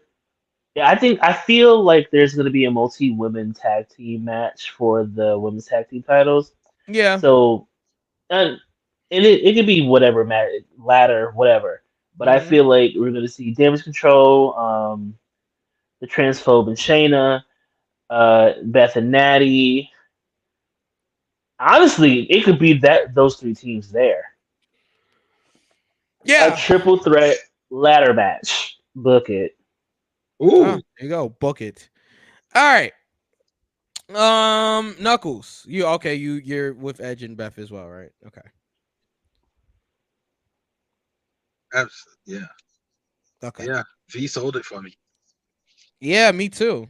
Because I definitely was going That was a different great direction. Yeah, I surely was going with Like- Rhea because I had my heart set on Rhea because she was so close to WrestleMania she couldn't lose. Yeah. But it never took into consideration that she didn't have to take the pinfall. Now, yes, technically it still goes down as a loss though. But she's not the one being pinned and it's a mixed tag team match, so it's not really gonna hurt her, but it's not gonna hurt her, but it is technically a loss, but it's not gonna hurt her. Okay. Cause wait a minute. Even didn't Bianca take a pinfall loss going into the pay-per-view? Yeah. The match with Sasha. She had a match. I think she's teaming with Sasha, I think. And she took a pinfall loss going into the pay-per-view. So going into WrestleMania. It's a way that they use to kind of humble you in a sense, I think. But and it gets you like it's this typical WWE booking of just like Money in the Bank, right? You win Money in the Bank, you go on this like losing streak before you actually cash in and win the title. It's their way of like kind of like humbling you in a sense. Unless you're, a woman, you have to like cash in the same night or the next. Yeah, that's super trash. Unless you're Carmella, but Yeah. Hold on. Yeah, she'll get humbled by losing the match, but not get pinned. It's still a loss. It's just not a pinfall loss. And then Ray says, I know they love that on audio. If you look at every contender, if you look at it, every contender has a big loss before they get the big win at Mania. Seth lost to Randy. Triple H embarrassed Roman before he lost the belt. Again, Yes, I agree. Becky lost to Asuka before she went on to the road to Mania. Every big contender takes a big or multiple losses before they win at Mania. Rhea losing in a tag team match is still a loss. It's still a Right. loss. Still lost. Just because she's not getting pinned doesn't mean it's not a loss. Like, still, hey, I remember that Sasha Banks and Bayley had a win over Ronda Rousey and Natalya on a Monday Night Raw before Sasha Banks faced Ronda Rousey at the Royal Rumble. Nobody talks about that, but it still goes down as a loss for Ronda Rousey. Ronda Rousey. They were saying she was undefeated going into WrestleMania. She wasn't. She lost. She lost a tag team match. As a matter of fact, Sasha Banks was one of the only people to get a television win over Ronda Rousey in her first run at WWE. So now, I mean, everybody's beating Ronda, but that's neither here nor there. Let's keep going here. Shoot, Roman took a loss right there on SmackDown before it got he lost to Kevin Owens. Kevin Owens, yes, even though he didn't take the pinfall. Yes, he did. And I didn't lose. I didn't lose. Lost. Yeah, no, Roman, you lost. See, like some people say that. Yeah, we lost. I didn't lose. I didn't lose. Yeah, he lost. All right, let's keep going here. B's like, get us through this show. It's after 1 a.m. on the East Coast. All right. Let's see where we should go to. Let's go. All right. Second elimination chamber match. For a chance at Bianca Belair at WrestleMania 39. It is Asuka versus Liv Morgan versus Nikki Cross versus Raquel Rodriguez versus Natalya versus Carmella. So I think the answer is kind of obvious here. I see it, you see it, we see it. No. No. Asuka's winning this. Okay, all right. And wrestling has more than match one wrestling.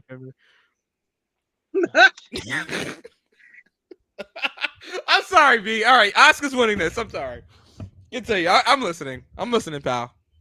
Asuka wins this. Okay, that's your official prediction. Knuckles.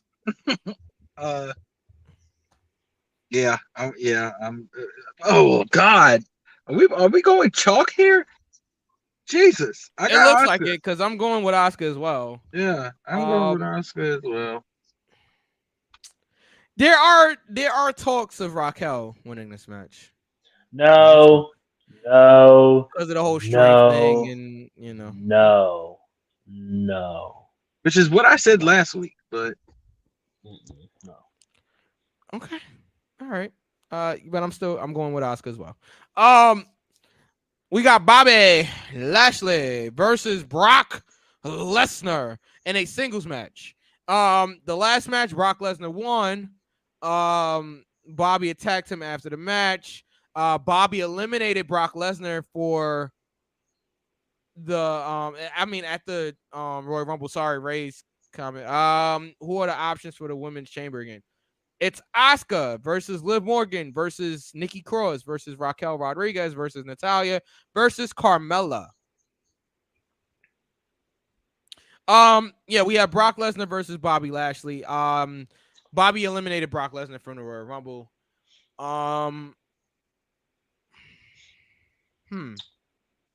This is interesting. Is it?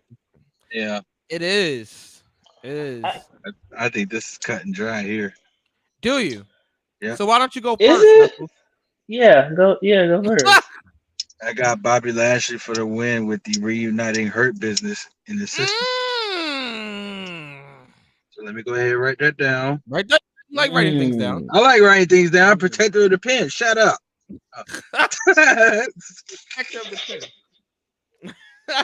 Oh man. So I agree to a degree. Oh, I see. I don't think the match actually happens Okay. because We've Brock been is down gonna this road get before. Oh. because the Hurt Business takes out Brock. And we saved that So match for that WrestleMania. way, exactly, I see you, you see me, we see each other. Okay, I got we it. see each other. Yeah, Got it. I like I that don't idea. think they're gonna. I don't think they're gonna.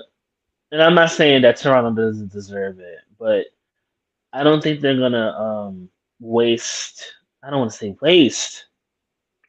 I don't think they're gonna pull the trigger on this match at Elimination Chamber because you have Bobby Lashley and Brock and Brock Lesnar, two big names, Yeah. and that is a WrestleMania caliber match.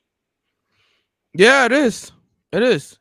So I think they're gonna find a way to stall it. I couldn't find a word, but yeah. I see you, but okay. But since he said something, I want Bobby to win, and I'm going to put Bobby down as my opinion to put the good energy in the air. I'm putting down Liv Morgan for my women's chamber win. I thought about Liv in the back of my mind, but I don't think it's gonna happen as much as I would like to see that. Okay. Anyway. Yeah. Okay.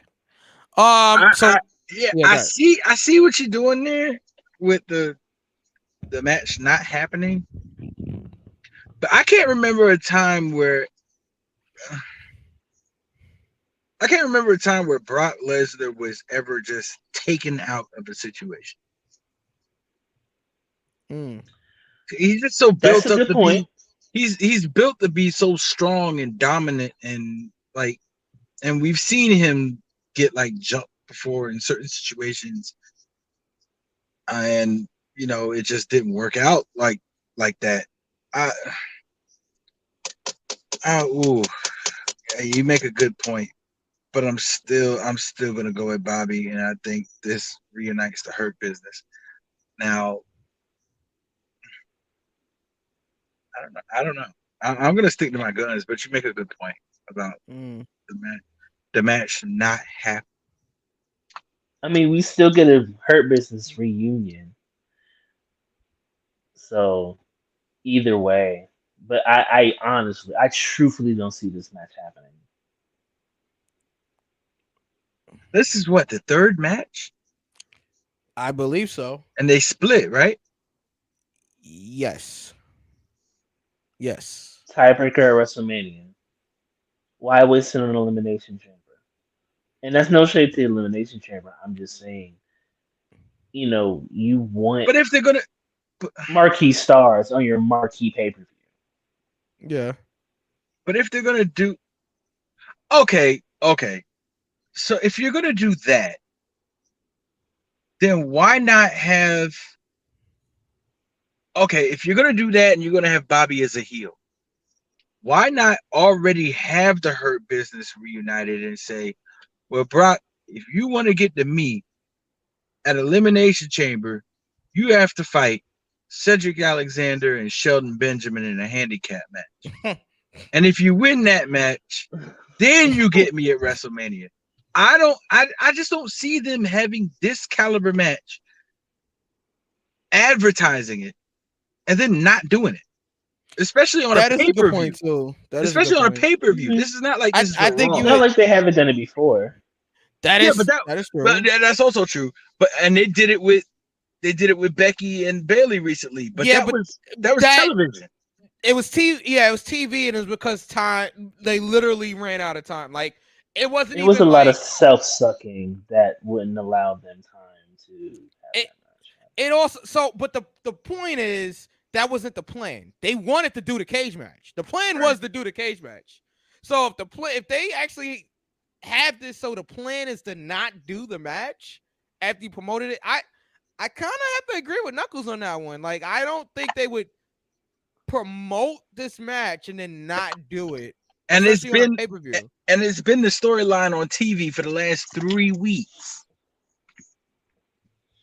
And I agree. Ray says AEW is already doing that. WWE doesn't need to do the same with the Hurt Business that AEW is doing. Already doing what?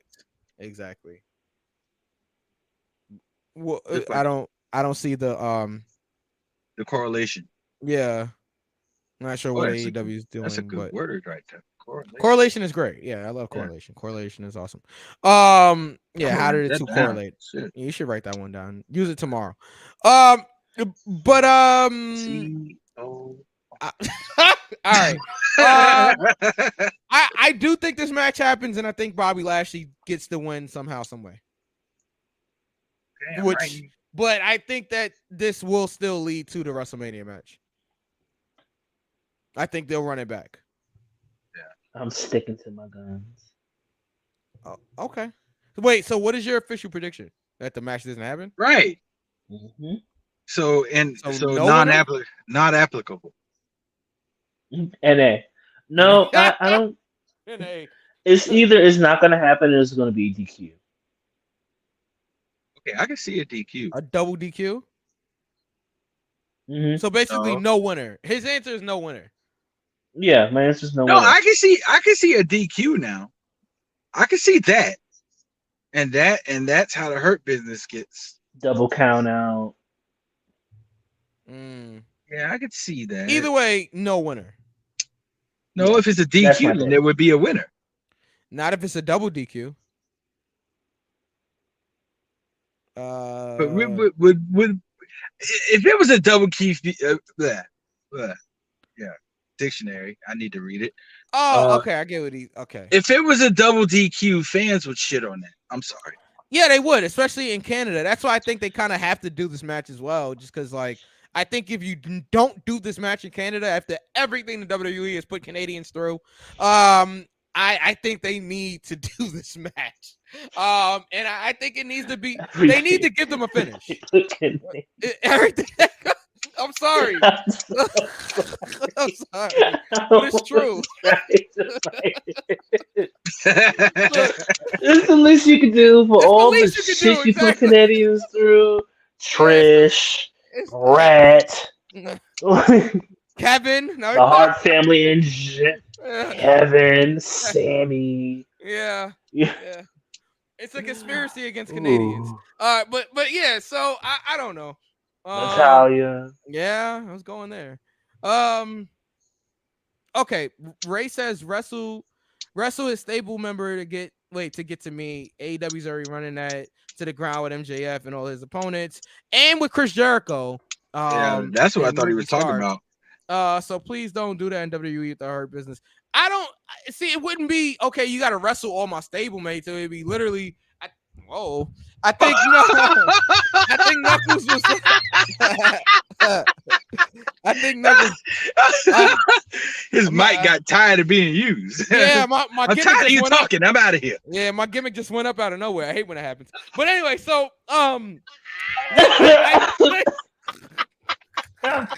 gotta put this gimmick away. I'm leaving. I'm going. As a might have been going with it down, but no. I think that I think that it's a little bit different, right? I think what Knuckles was saying, I'm pulling through. I think what Knuckles was saying is just to do a handicap match at the pay-per-view and then do the Brock and Bobby Lashley match. At WrestleMania. Not okay. 1 week you gotta wrestle Cedric, and then the next week you gotta wrestle Shelton, and then the next week you gotta wrestle MVP, and then finally you get to me. I think you meant, and correct me if I'm wrong, Knuckles, but I think you meant just do one match, and if he beats, okay, yes, if he beats, yeah. Which would be different, yeah. Which would be different than going through the whole stable. I can't. All right, let's go to the main event of the evening here. Oh, you're back. Let's go to the main event of the evening. We gotta get out of here. We have Roman Reigns defending the undisputed WWE Universal Heavyweight Championship of the world against Sami Zayn. Clarification. V, are you still going non-applicable on that Bobby Lashley match? Clarification. Yes. All right. So let's No just, for the dissension. record here, if either Bobby or Brock win, V loses here. On that pick. That is correct. Okay. Just trying to make sure. All right. No. Just trying to make sure. He might be right though. We might actually have this all figured out here. All right, but okay, main event time, guys. They have done a masterful job of putting doubt in people's minds about this match. First of all, before we even get to the actual prediction, who gets involved in this match? I'm calling for KO to be involved in this match. I'm calling for Solo to get involved in this match. I think even Paul Heyman might try to help Roman Reigns win this match because Paul was such a huge part of the Sami Zayn Roman Reigns dynamic. So I could see everybody that is allowed in Canada helping Roman Reigns win this match here. And that is exactly who I am going with. I am going with Roman Reigns to successfully defeat Sami Zayn and retain the world title. However, shout outs to WWE for such a great job at making people believe that Sami actually has a chance here, because now I actually believe Sami has a chance here. But nonetheless, I'm going with the big dog, the tribal chief, the head of the table, Roman Reigns. Whew. Okay, so not you moved your gimmick there, friend. My gimmick was out of place. I had to put it in. All right, just I had to readjust. Golly.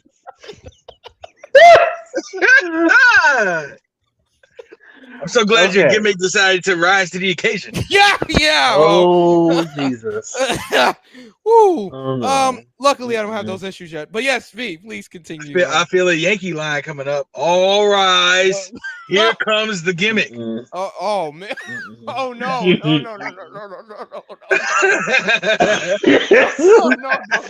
Ooh. Oh. I had something vulgar to say. Okay.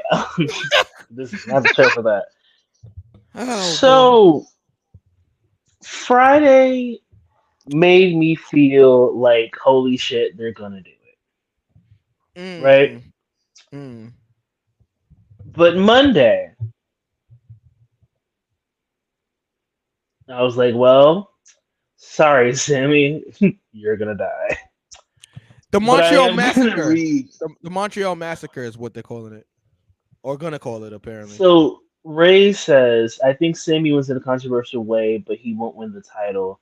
Either making this a 3-way at Mania or making the tag team title match at Mania. I could see the tag team title match, but go ahead, continue. Okay, so we've talked about this before. Part of me thinks it's gonna be the Usos and Kevin and Sami for the tag team title. That is literally 95% likely. But the 5% of me feels that something similar to what Ray said. Sami does win, but doesn't win the title. Right? Maybe via DQ. And then I like it. It could be a way to say, okay, you still owe me a title match because it never really happened, or it either never happened or is DQ. And now you have to face me. If you want to put one of them on the line, that's fine. I feel like the goal, and this is what I feel like. I could be wrong. I've been wrong before, but I feel like the goal is to split the titles.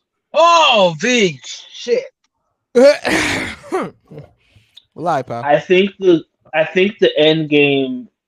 No, Thanos. I think the end game is to split the titles, and Ray, you are on something there. Sami winning by DQ.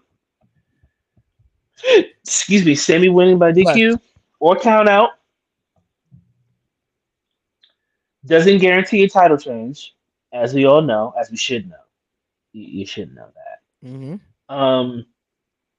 Leading to, I don't think they would do a triple threat. I don't think a triple threat is happening. I feel like this is going to be a way to be like, Roman, you face Sammy this night, and Cody, you face Roman this night. Does that guarantee a Sammy win at WrestleMania? No. Because I don't want to. No, I want to give my. I don't want to give my Super Bowl. Wow, I don't want to give my WrestleMania one away. But Roman is. I don't think he's gonna have both titles by WrestleMania or after WrestleMania. He might have one, but both probably not. So my question is, if they don't do Sammy and KO versus the Usos at WrestleMania, who do the Usos face? And secondly, where does Kevin Owens go here? Like, all of this time and energy have been like invested in this bloodline story. You'd have to figure Kevin should have something to do at WrestleMania, right? So that's my whole thing. What happens with the Usos since they've beaten every other team? Okay. And where do we go with Kevin Owens at this point?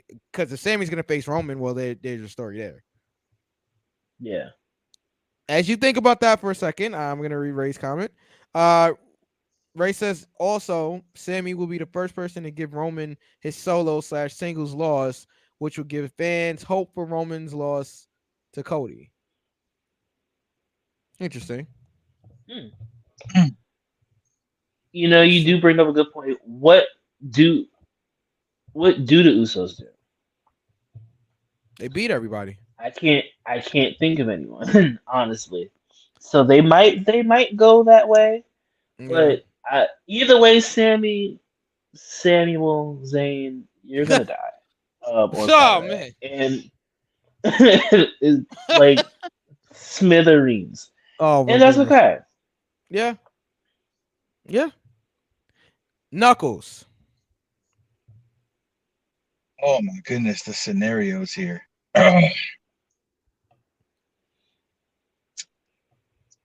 I can see, scenario number one.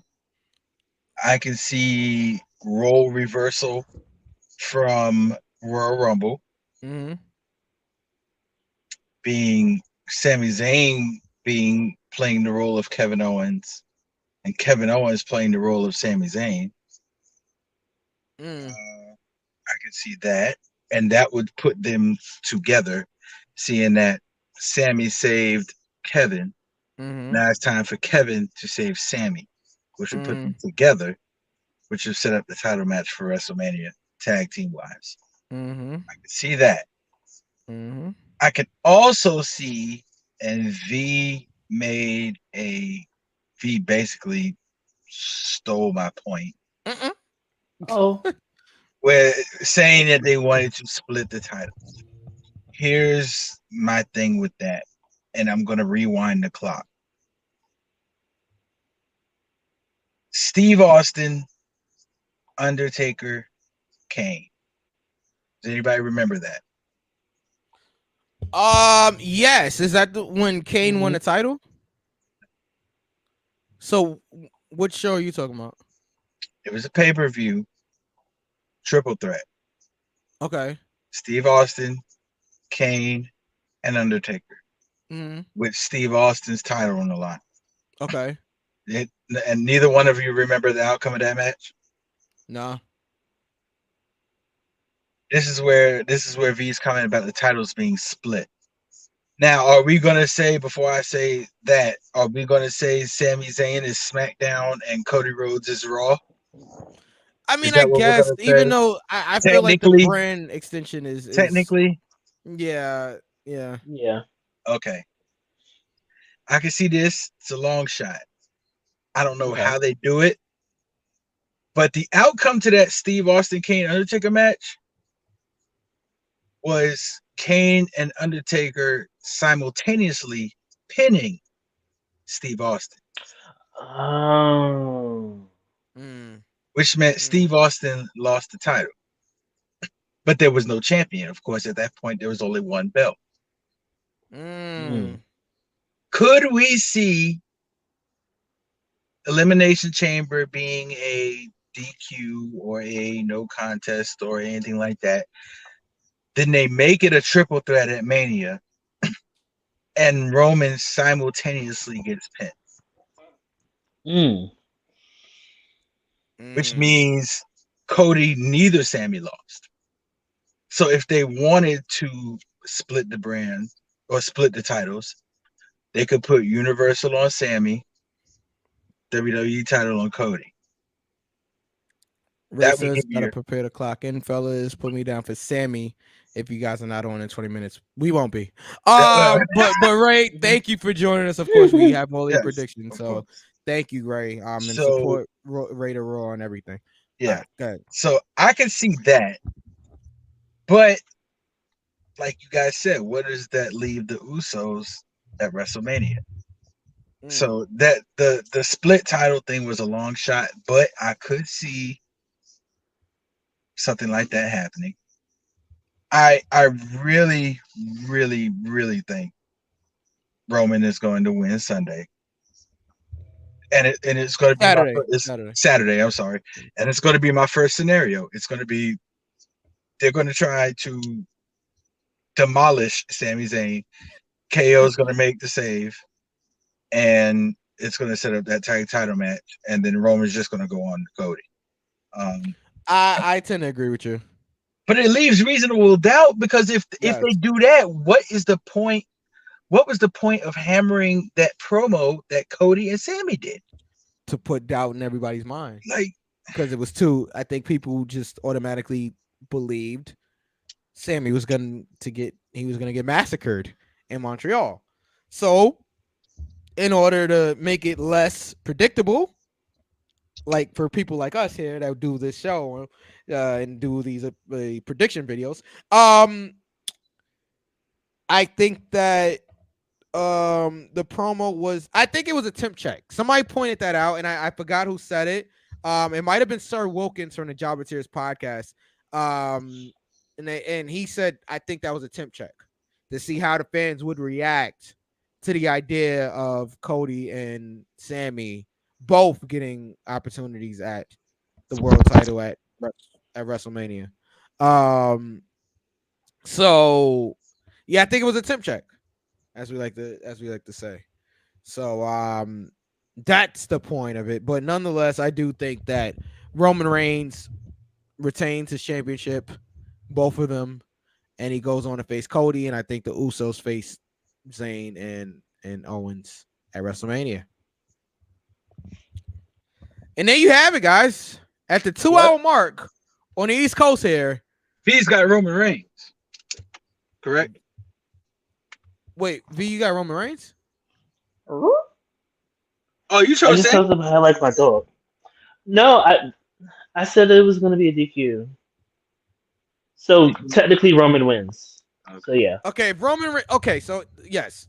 Let's just make this simple. Roman Reigns walks out of Montreal with the title. Yeah. Okay, and I agree with that. I agree with that as well. Now, as far my prediction is Roman Reigns walks out with the title. Whether there's a DQ or not, Roman Reigns is walking out with the championship. Knuckles? Yeah, I got Roman. Okay. All right. There you have it. This is such a non-competitive prediction show. This is so non-competitive. Everything is the same except for Bobby Lashley and Brock Lesnar. Which means we're probably all going to be wrong. That's what usually happens. They're going to switch everything. They're going to switch everything. Everything. Liv Morgan's going to win the chamber. Right. Johnny Gargano's going to win the other one. I don't know. King V is going to be right about Body Lashley. It's no decision. Yeah. Yeah, Rhea Ripley's gonna win. She's gonna get the pinfall win. Like it's she's gonna beat Beth with the Grand Slam. Yeah, I was just about to say that. Rhea Glam slams Beth. Right. Finn Spears Edge. Yeah. And they actually win with it this time. Right. Oh man. But listen, we had a blast talking to you guys like we always do. Please interact with us on social media. Okay, interact with the show. We want to hear what you guys have to say. If you watch the show, you listen to the show, please interact with us. And we want to shout all of you guys out on the air. Anybody that interacts with us, we want to show you that we appreciate you guys. So, V, take us home. Ooh, it's time to go, y'all niggas. All right, so we're finished. We're done. Okay. Yeah. So you can follow the show at @GoForThePin_show on Instagram and @GoForThePin_show on Twitter. You can follow Mike at DJ Mike EQ on Twitter and Mike_EQ on Instagram. You can follow DJ Knuckles at DJ_Knuckles on Instagram and JPS15 on Twitter. You can follow yours truly at KingV_The Ruler on Instagram and _Watch My Throne on Twitter. Like us, rate us 5 stars. We're on Apple, Spotify, wherever you find podcasts. That's where we are at. We're finished. We're done. I'm done. Okay, Knuckles. Good. All right. Well, we out of here. We'll see you guys next week on Go for the Pin. Peace, y'all. Enjoy the pay-per-view.